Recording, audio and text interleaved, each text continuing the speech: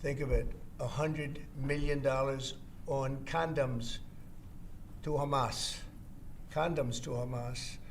and many other things that are frankly even more ridiculous. What I'd like to see, Canada become our 51st state. We give them protection, military protection.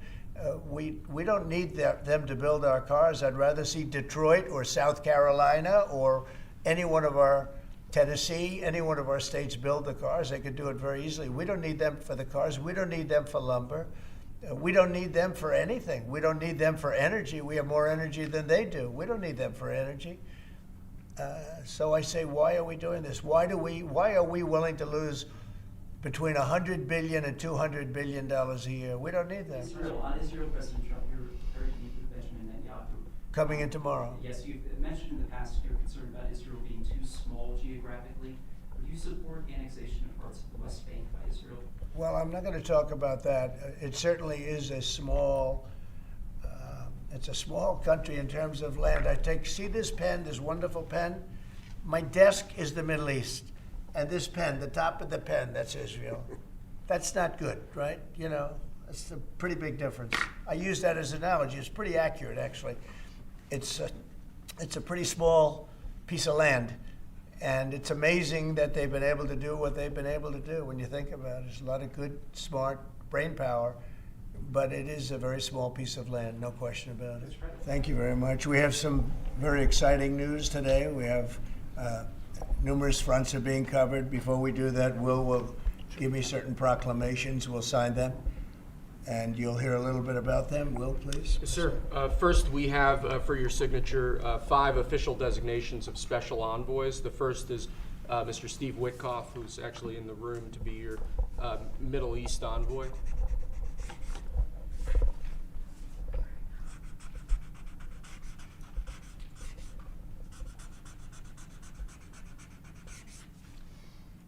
Where is Steve? Steve Witkoff, everybody. Done a great job in the Middle East, really great. But we'll see how it all turns out. It's complex, but I think he's going to do very well. Next, we have Mauricio Claver Carone to be your special envoy to Latin America, sir. Okay, good man.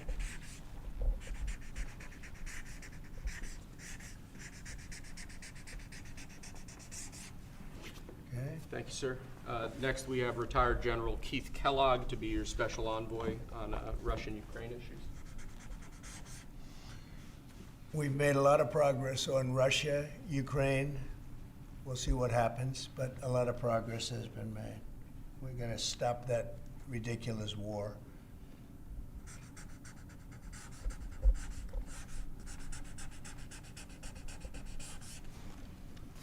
Okay. Thank you, sir. Next, we have designation of Rick Grinnell, to be your envoy for special missions. I sent him to California to turn on the water. We turned it on. It was not easy because we had to go through a lot of environmentalists that are causing a lot of problems. And we have billions of gallons of water. It was on 3 days ago. You probably saw. It should have gotten a lot of press, but it didn't get much. All we're doing is giving Los Angeles and the entire state of California virtually unlimited water, which they could have done 5 years ago, which I told them they should do, but the environmentalists stopped them. And we opened it, and we did it regardless of the state.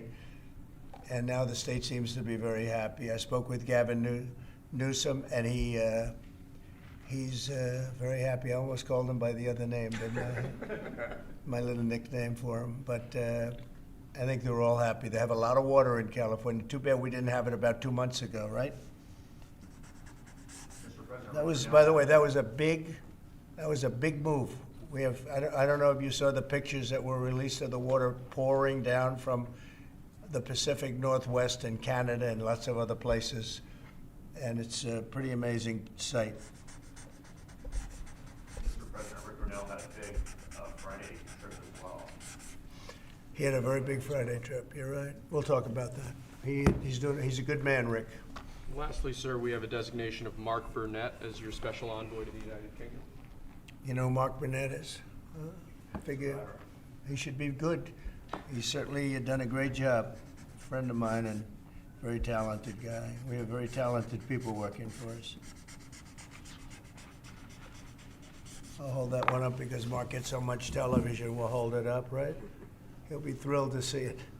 He's going to do a good job. Thank you, sir. Next, your administration has smashed records for appointing large numbers of highly qualified, capable people at all levels of the federal government. These are 28 sub-cabinet level officials being appointed to a number of different departments and agencies. Some of them are quite important positions like departmental general counsels, but these are people who have been pre-vetted and have received your approval Yep, previously. very good.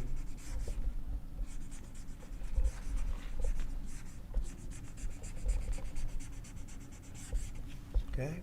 Thank you, sir. Next, this is an executive order. This charges your Secretary of the Treasury, Scott Bessent, and your Secretary of Commerce, Howard Lutnick, to begin a process that will hopefully result in the creation of an American sovereign wealth fund. It's a very exciting event. We're going to have a sovereign wealth fund, which we've never had. We have a lot of things that create wealth, and you're seeing that over the last 2 weeks. I think we've created more wealth. Other people have created de-wealth, the people, my predecessors. We're creating a lot of wealth. Scott, maybe you'd like to say something about it, and I'd ask also Howard to say something about it. Yes, sir. This is very exciting. We're going to stand this thing up within the next 12 months. We're going to monetize the asset side of the U.S. balance sheet for the American people. We're going to put the assets to work, and I think it's going to be very exciting. We're going to study best practices as done around the world. It'll be a combination of liquid assets, assets that we have in this country as we work to bring them out for the American people.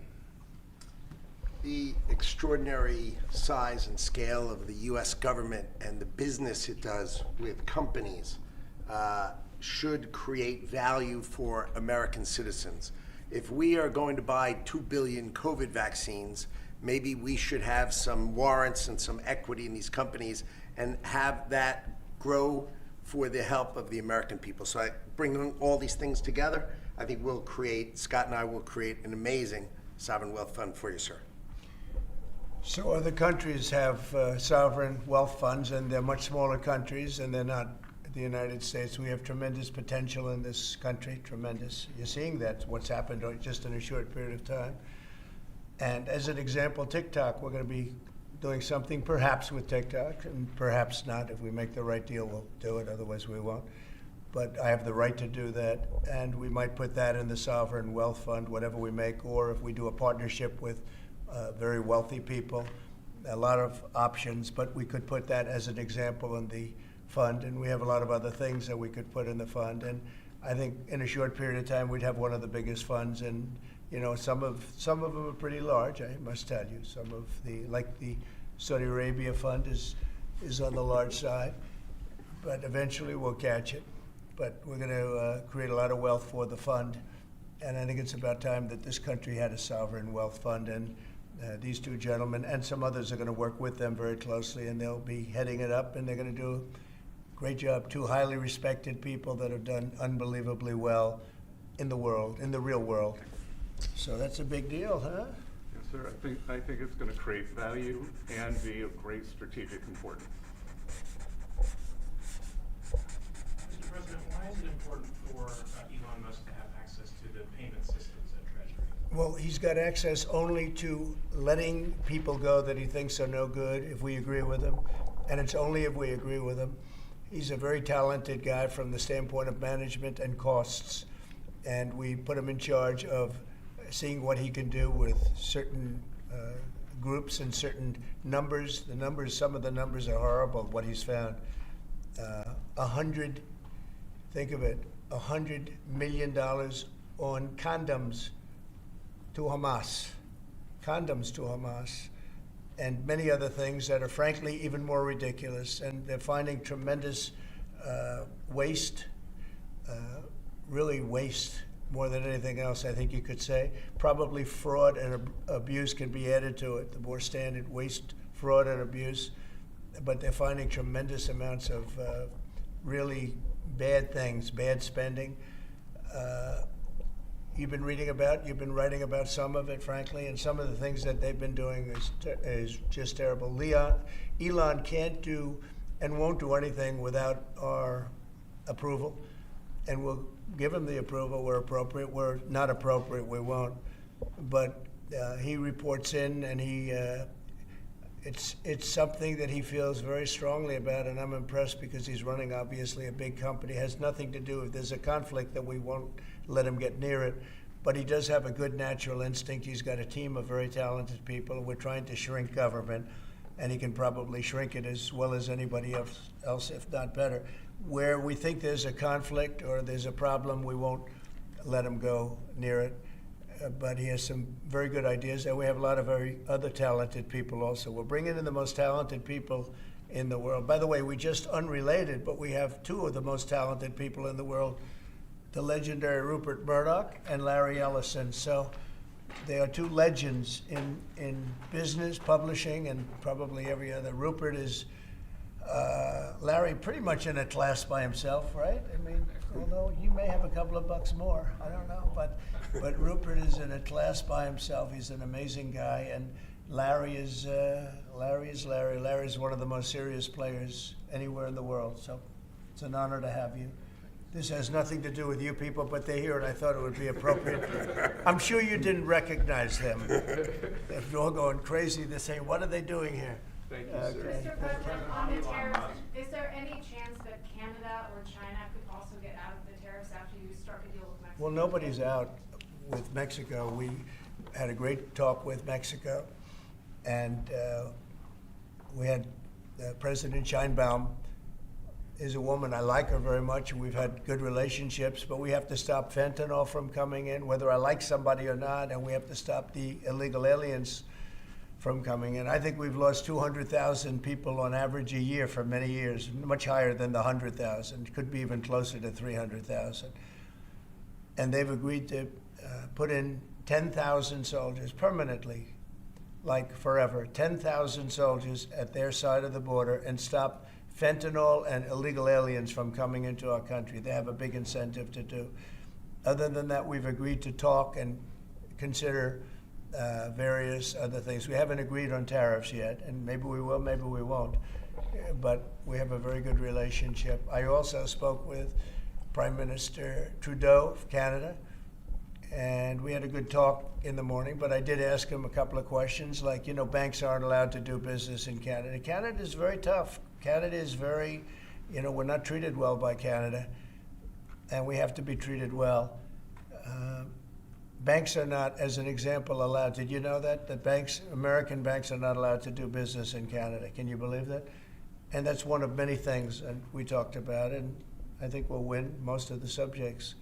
But for some reason, a lot of things have been very unfair with Canada. I noticed that in the first term. You deal with people, and after a while you begin to realize, like you learn that Larry Ellison's very tough to do business with, okay?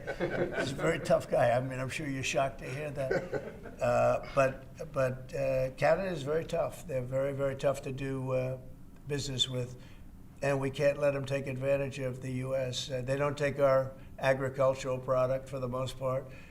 They don't take our cars. They make cars, but they basically don't take our cars. And we don't need, and look, I think we're going to have another good conversation today. We're actually speaking at 3 o'clock again. But we don't need them to make our cars. We don't need them to give us lumber. We don't need them for agricultural products because we have all the agriculture we need. They don't take our agricultural product for the most part, our milk and dairy, etc. A little bit they do, but not much. We take theirs. And as far as cars are concerned, they took in a big percentage, almost 19% of the market. And, I wouldn't mind making our cars in the United States, so we have a problem there. I'd like to make our cars in the U.S. We don't need Canada to make our cars. With that being said, we're going to have another call at 3 o'clock. We had a call this morning. It was a pretty good call, I'd say.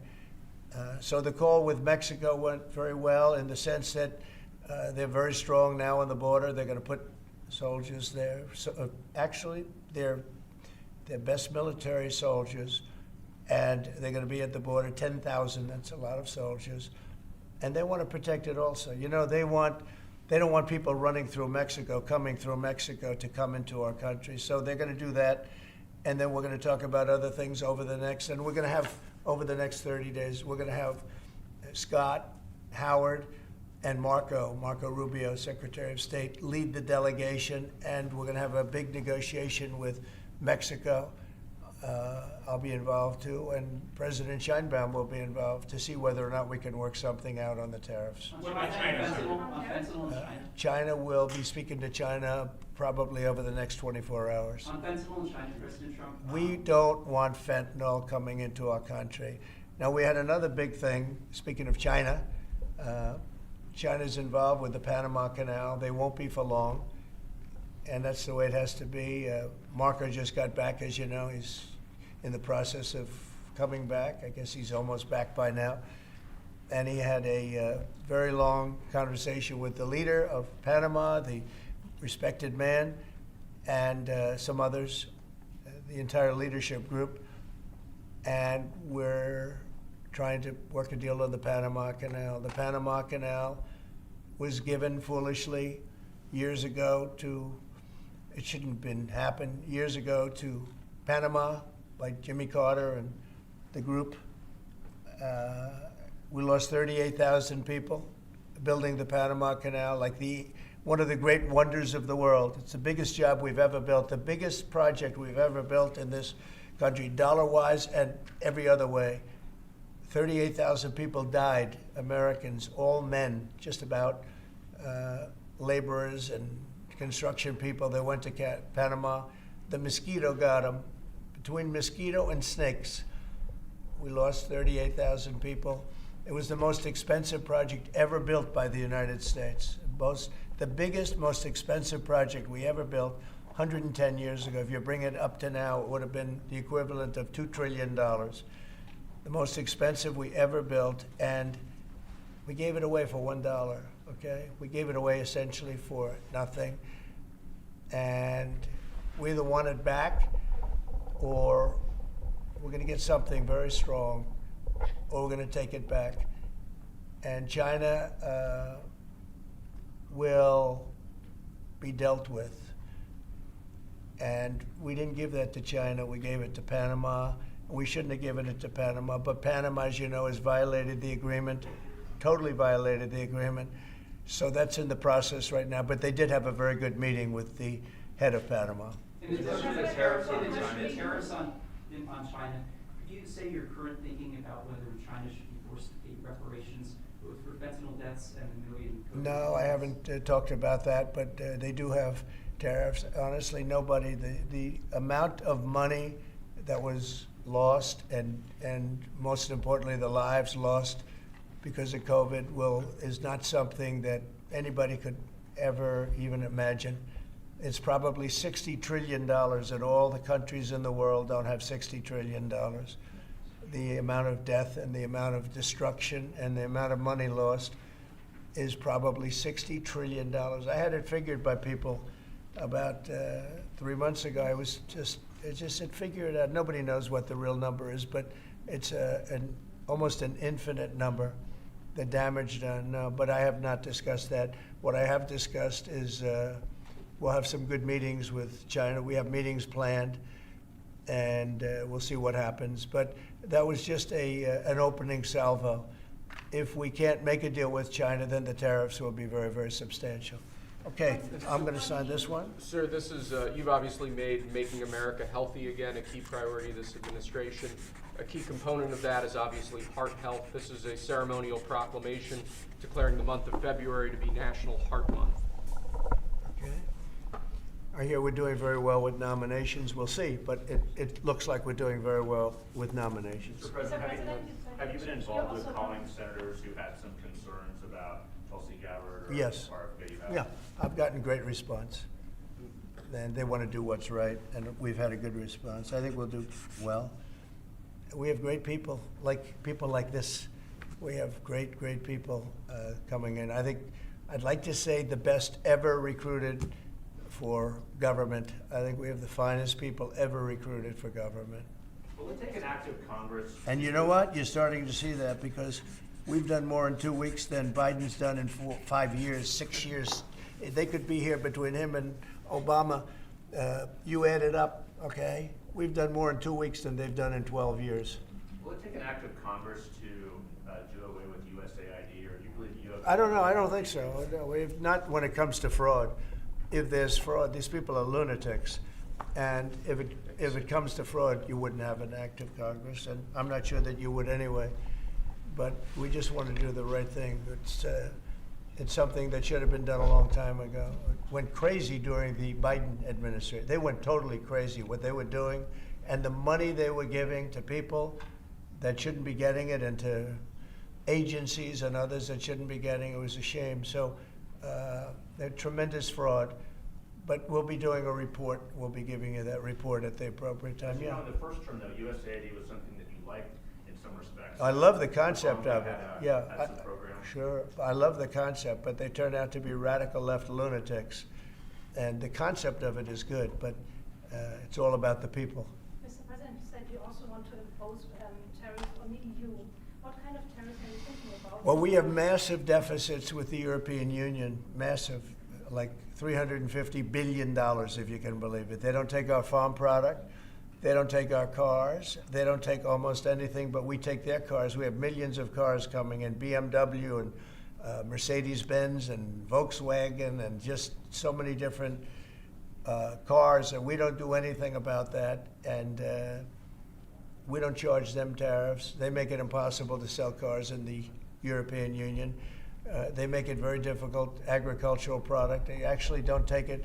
And they have a lot of excuses. Some of them are the pesticides and the different chemicals used. And Bobby Kennedy actually is looking at that very, very seriously, because maybe it's not necessary to use all of that. You know, we want to be the healthiest country, and we're not. We spend more money on food than anybody else in terms of its creation, but we're not the healthiest country. So maybe there is something to the fact that we shouldn't be using so much chemical, and maybe that'll stop. But Bobby Kennedy is the one, because he is not a believer in all of the things we have done, and neither are the Europeans.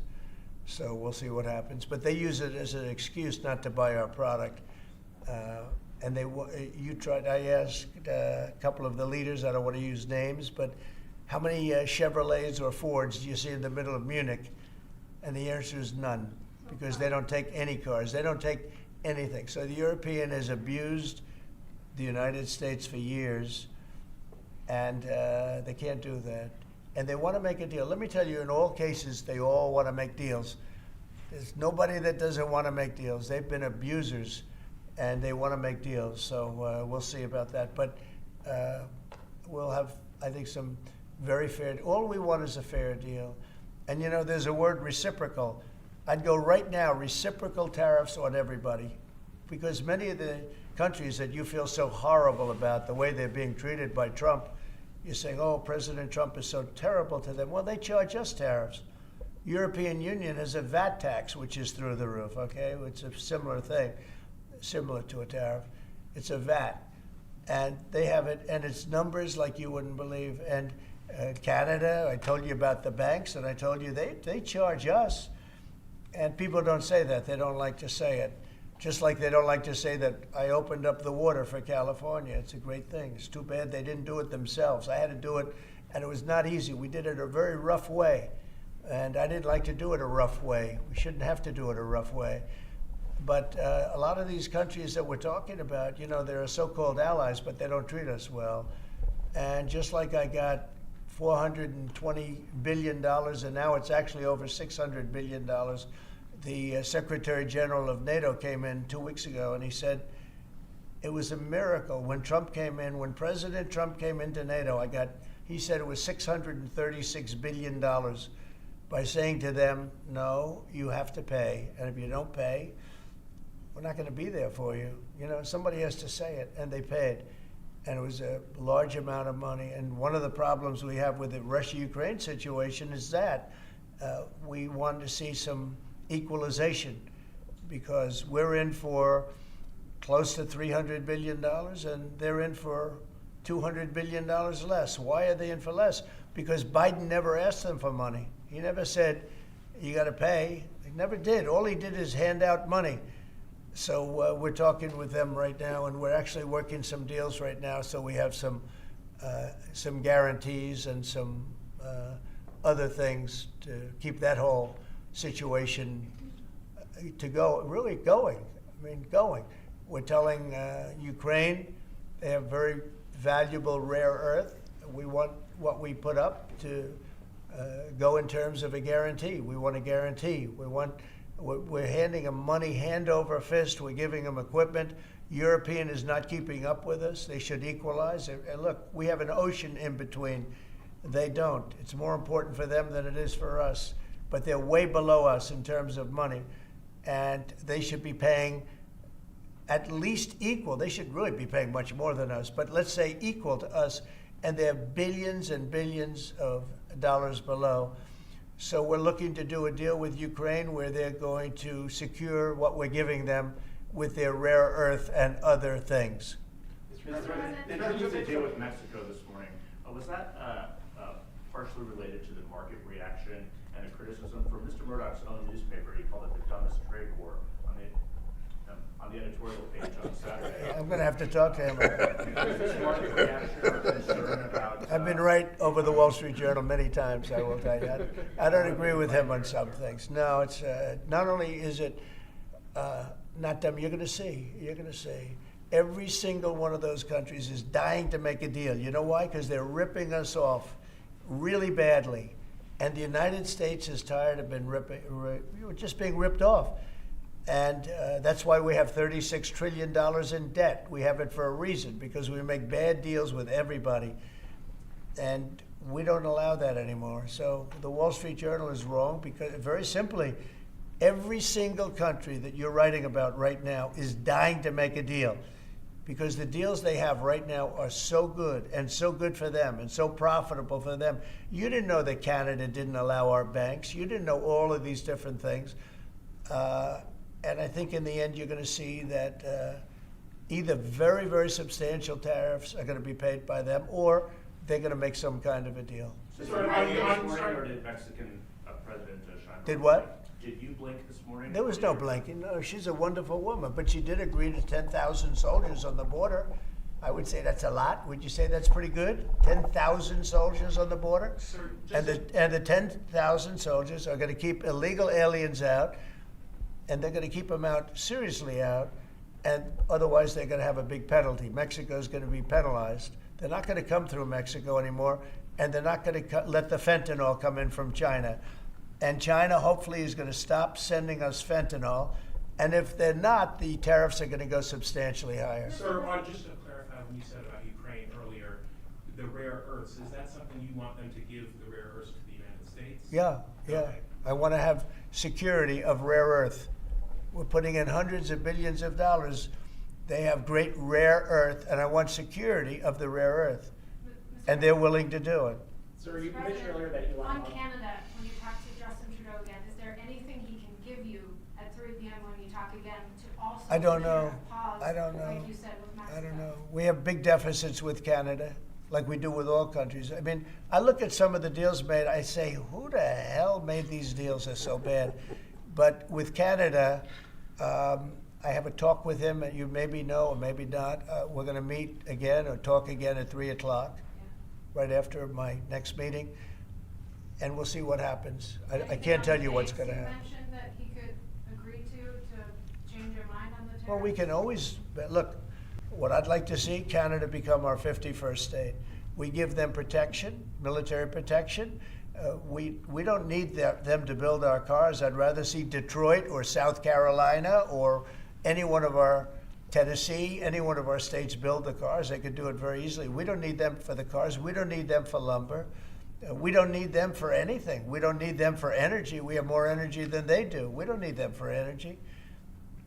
So I say, why are we doing this? Why are we willing to lose between $100 billion and $200 billion a year? We don't need them.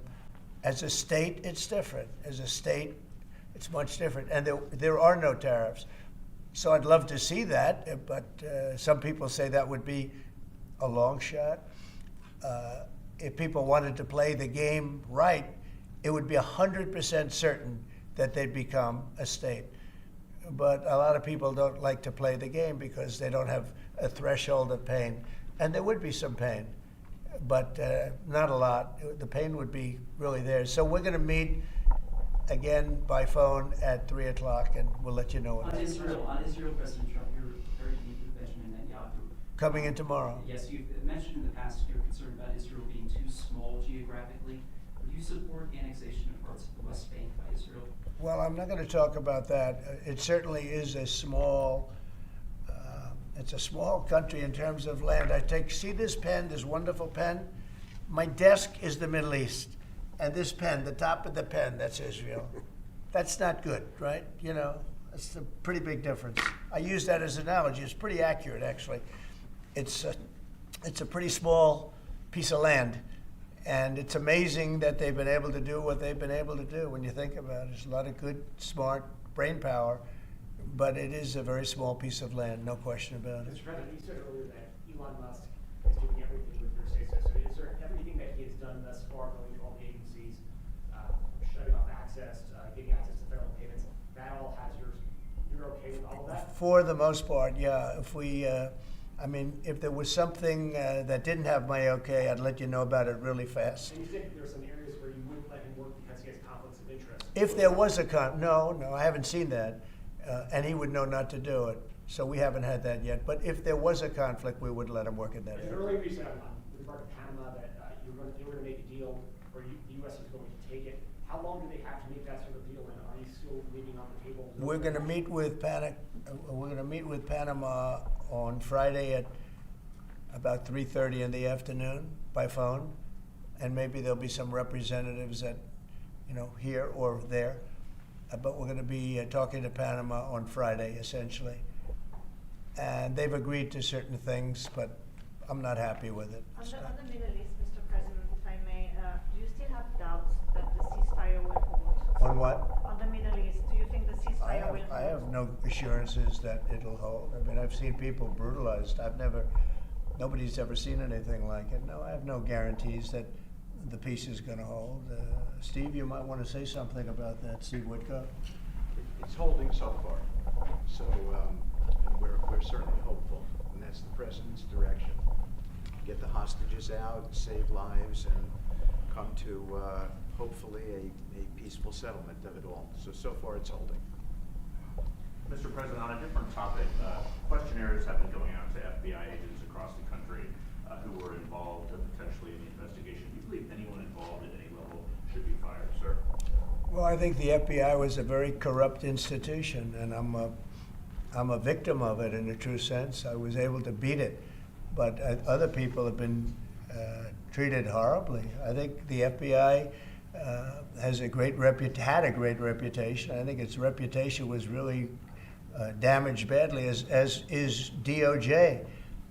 Look at what they've done in terms of weaponization. Look at what they've done to a political opponent. Probably got me elected by what they did. Or I think I was doing well anyway, but they might have got me elected. But you know what? We have to have pristine, beautiful, perfect law enforcement. And what we want to do, and Cash is the one to do it. He's the one guy that is going to do it. We have to bring the reputation of the FBI. We have to bring the fact of the FBI back to what it could be. Not even to what it was, even better than it ever was. Because who would have thought that the FBI could have been corrupted like they were corrupted? Who would have thought that would have happened? Who would have thought they would have been used to go after, political opponents, essentially, but me being the number one, and so many other things beyond that. And they've been hurt very badly, and we'll see what happens. But Cash is the one to do it, and I hear he's doing very well. Cash will straighten it out. We have great confidence that we can make the FBI great again. Okay, one or two more, and we'll be done. Tulsi Gabbard's nomination is. Say it? Tulsi Gabbard. Yeah, I think Tulsi's going to be doing okay. I'm not sure. I can't guarantee anything, but she's liked by so many people, especially people in the military and law enforcement. She has a little bit of trouble with some senators over her thoughts on Edward Snowden. I know Snowden, you've mentioned in the past you're thinking about pardoning him. Are you still, and what do you think about that? No, I don't talk about it right now. I just, people feel very differently. Some people think he should be pardoned, and some people think it would be a terrible thing to do, but I don't get involved in that. Mr. President, what are you discussing with Mr. Murdoch and Mr. Ellison? Just respect. I have great respect for Rupert Murdoch. I disagree with him a lot of times with the Wall Street Journal, but that's all right. We've disagreed before, and I'm sure they didn't have any idea what they were talking about, because already you see what's happening. Look at Colombia. Look at what happened with that. Everybody said that with Colombia it was going to be a disaster. In 1 hour, everything was settled. You know why? Tariffs. Without tariffs, they wouldn't have been the same way. They would not have treated me the way they treated me, which was extremely nicely. And I don't want to use countries, I don't want to use names, but tariffs are very powerful, both economically and in getting everything else you want. Tariffs for us, nobody can compete with us because we're the pot of gold. But if we don't keep winning and keep doing well, we won't be the pot of gold, and then tariffs won't be so good for us. But when you're the pot of gold, the tariffs are very good. They're very powerful, and they're going to make our country very rich again. Thank you very much, everybody. Thank you, Thank you. guys. I don't know. Thank you, Fred. How is the market?